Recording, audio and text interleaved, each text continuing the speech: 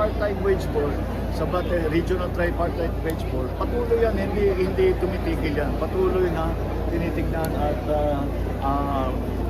inaaral kung ano ba ang talagang presyuhan doon sa bawat region para malagay yung malagay na tama ang ating wage rate o wage.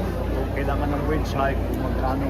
Ang nanguna ay na NCR 85 pesos ang naging wage hike natin at ito ay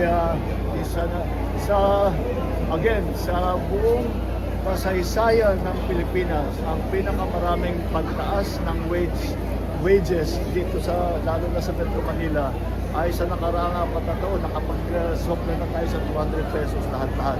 Ang susunod ay sa mga region na pero matagal pa yan, mga September, October pa yung mga iba.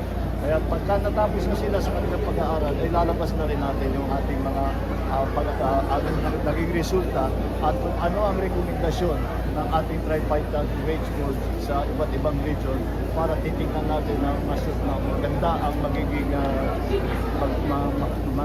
tulong natin sa ating mga mamamayan na nagtatrabaho. At yan ang pinaka-importante sa lahat. Thank you.